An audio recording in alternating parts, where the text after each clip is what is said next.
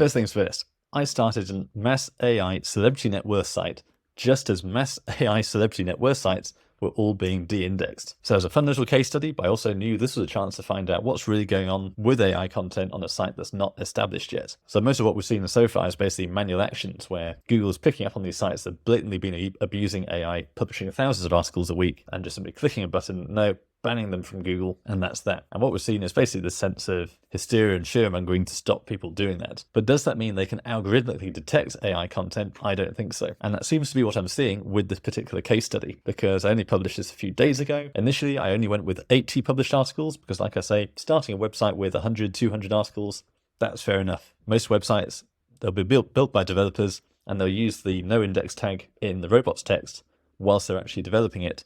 And then hopefully they'll remove that when the website goes live. Quite a lot of the time, dev agencies actually forget to remove the no index tag, and that's a separate story. But the fact is, perfectly normal that a site should go live with 100 articles or so. I don't think that's abusive. So with those 80 articles, they were written with autoblogging.ai. So generally found the output quality of autoblogging.ai to be pretty high. So it's not just like using plain chatty content. Remember, a clear thing with any footprints like this is to basically mix it up a bit. We know that he has got some really clear footprints. I include those list of my footprints that I've discovered in my Ranking Revelations newsletter welcome email. So if you go to com, sign up for a Ranking Revelations newsletter, you will be sent this list. And in-house, what we've been doing is basically crafting our ChatGPT prompts, where not only we're using entities from Surfer, scraped from competitors, to make sure this is really good high quality content that will actually rank on Google, but we're then prompting ChatGPT to rewrite that content, removing these footprints. So that's a work in progress, more tutorials on that very soon. But in short, autoblogging.ai has already done a lot of that. Their prompting seems to work really well. So the result of that is, having done these 80 articles, I then just left this website. I haven't done any off-page, haven't done any indexing, anything like that. And this site is already starting to rank for keywords. Now, that's pretty exceptionally going, given that I've also done a recent case study of cleanersenfield.co.uk. Now, so far, I've been keeping this pretty clean. It's just a few pages of very tailored AI content. We've done a press release, we've done citations. And actually, I didn't even realize when I bought the domain, but it was an expired domain that was previously used by another cleaner in Enfield, and yet so far it's not ranking. And that's because there's just not that much content there to rank. So it will get there soon, it's very early days, but this site, 3 keywords straight away, and that's basically because with 80 pages of optimized content on the site, it's pretty much inevitable. It's all quite low competition as well, so it's inevitable that some of these were going to filter through quite quickly. So what we can see, Jennifer Hudson net worth, 1,800 searches per month, and we're at position 59.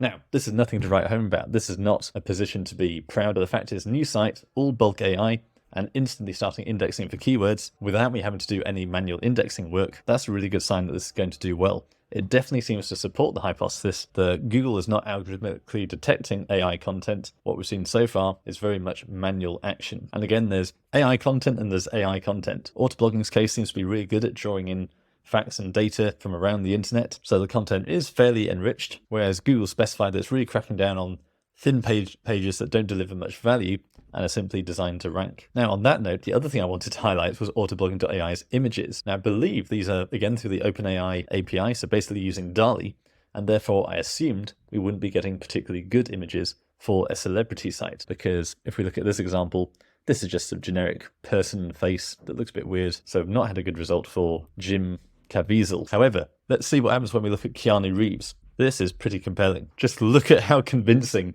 this Keanu Reeves is. So if I open this in a new tab, then you can see here, really convincing. Now, I'm sure people can tell the difference, but of course, these kinds of low informational queries, you're not really looking at the image. In fact, on the website, it's grayed out in the actual theme. So it's nice to have an indication, doesn't have to be perfect.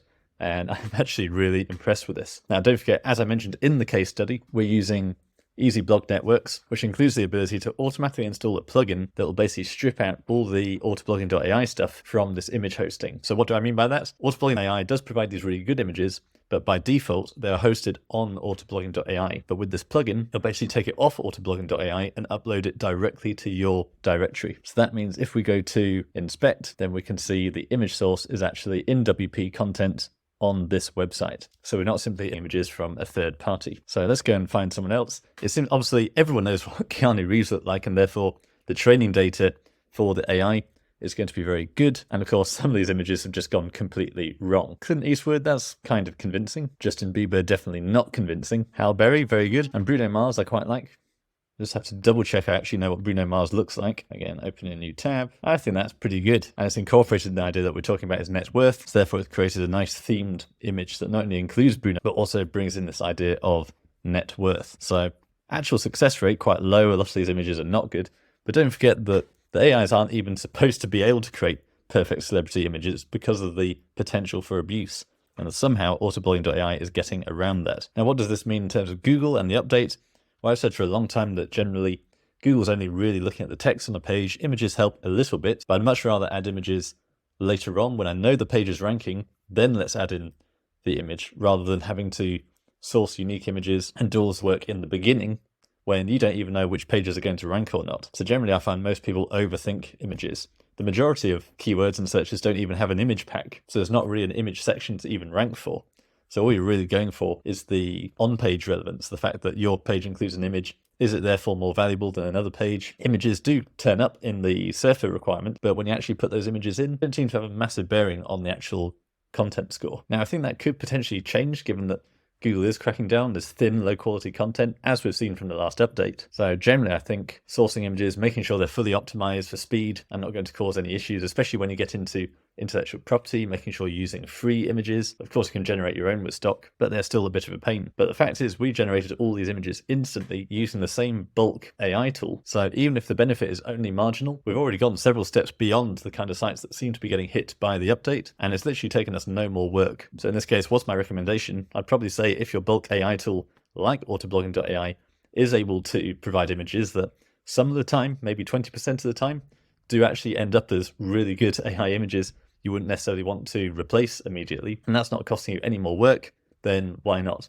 I think that could be a good margin over the competition as we see AI content getting more stringent and more competitive. But like I say, I recommend that in combination with easy blog networks. Not only does this make this really easy to actually get your websites live and running really quickly on unique IP addresses, but there's quite a lot of work being done to make easy blog networks really friendly for bulk AI content. So it's not cheap, but it's definitely my preferred choice. If I were using any other hosting, then to get those images behaving in the right way and just get the bulk AI content uploading correctly, there's quite a few extra steps we'd actually have to do, which if you're wanting to do these churn and burn AI sites, hoping that some of them stick, some won't, then you want to make that as seamless as possible. So in that case, I recommend easy blog networks.